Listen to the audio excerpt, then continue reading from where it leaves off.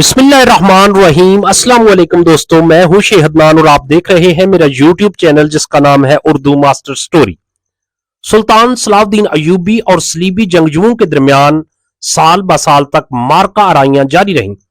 آخر مختلف جنگی کاروائیوں اور مقابلوں کے بعد وہ مارکہ پیش آیا جو تاریخ میں فیصلہ کن حیثیت رکھتا ہے اور جس نے فلسطین کی مسیحی سلطنت کا خاتمہ اور صلیبیوں کی قسمت کا فیصلہ کر دیا۔ یہ حطین کی جنگ تھی جو ہفتہ کے دوران 24 ربیع الاخر 385 کو پیش آئی اور جس میں مسلمانوں کو فتح حاصل ہوئی۔ مسیحی لشکر کے چیدہ اور منتخب جوان مرد قید کر لیے گئے۔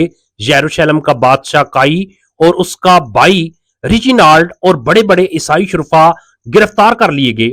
باقی فلسطین کے تمام عیسائی بہادر اور شاہ سوار مسلمانوں کے پہرے میں تھے۔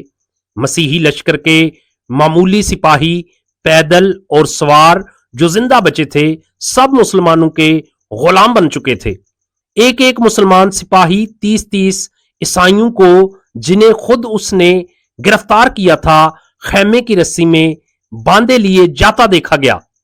ٹوٹی ہوئی سلیبوں اور کٹے ہوئے ہاتھوں پاؤں میں مردوں کے ڈھیر اس طرح لگے تھے جیسے پتھر پر پتھر پڑے ہوں، اور کٹے ہوئے سر زمین پر اس طرح بکھرے پڑے تھے جیسے خربوزوں کے کھیت میں خربوزے پڑے ہوں۔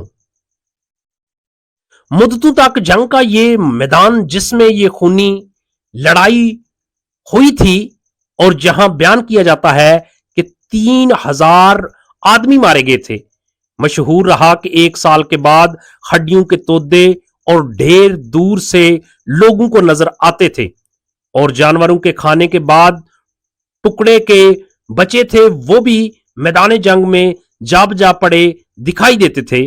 اس فتح کے ساتھ یہ واقعہ بھی تاریخ میں یادگار رہے گا جس سے سلطان کی دینی حمیت اور قوت ایمانی کا اندازہ ہو سکتا ہے۔ سلطان صلاح الدین ایوبی نے اپنا خیمہ لڑائی کے میدان میں نصب کر دیا۔ جب خیمہ نصب ہو گیا تو حکم دیا گیا کہ قیدی سامنے کیے جائیں۔ یروشلم کا بادشاہ گائی اور اس کا بھائی ریجینالڈ دونوں اندر لائے گئے۔ سلطان نے بادشاہ یروشلم کو اپنے پہلو میں بٹھایا اور اسے پیاسا دیکھ کر برف میں سرد کیے ہوئے پانی کا ٹکورا دیا، جس پر یہ دیکھ کر ناخوش ہوا اور ترجمان سے کہا کہ بادشاہ گائی نے دیا ہے، روٹی اور نمک جیسے ہی دیتے ہیں وہ محفوظ سمجھا جاتا ہے، مگر یہ آدمی ریجینالڈ اس قسم کی حفاظت میں نہیں تھا، یعنی اس سے انتقام لیا جانا تھا۔ سلطان اتنا کہہ کر کھڑا ہوا اور ریجینالڈ کے سامنے آیا۔ ریجینالڈ جب سے خیمے میں داخل ہوا تھا برابر کھڑا رہا۔ سلطان نے اس سے کہا کہ سن، میں نے تجھے قتل کرنے کی قسم 2 مرتبہ کھائی تھی۔ ایک مرتبہ اس وقت جب تو نے مکہ اور مدینے کے مقدس شہروں پر حملہ کرنا چاہا تھا، دوسری مرتبہ اس وقت جب تو نے دھوکے اور دغابازی سے حاجیوں کے قافلے پر حملہ کیا تھا۔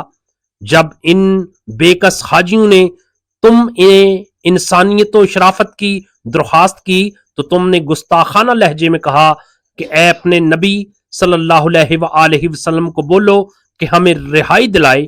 یہ فکرہ جب سلطان صلاح الدین ایوبی تک پہنچا تو اس نے قسم کھائی تھی کہ اگر یہ بے ادب اور گستاخ میرے ہاتھ آئے گا تو اپنے ہاتھ سے اس کو قتل کر دوں گا۔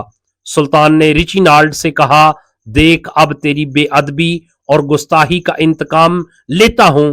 اتنا کہہ کر سلطان صلاح الدین ایوبی نے تلوار نکالی اور جیسا کہ عہد کیا تھا ریجینالڈ کو اپنے ہاتھوں سے قتل کیا۔ جو کچھ رمق باقی تھی اسے پہرے داروں نے آ کر ختم کر دیا۔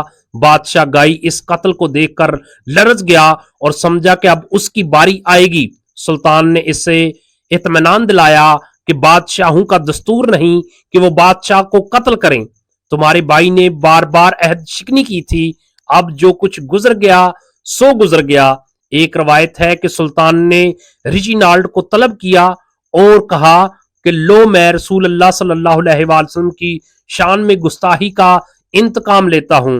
میرے پیارے دوستو، ویڈیو اچھی لگے تو ویڈیو کو لائک اور شیئر ضرور کرنا اور کمنٹ کی صورت میں اپنی رائے کا اظہار کرنا۔ اللہ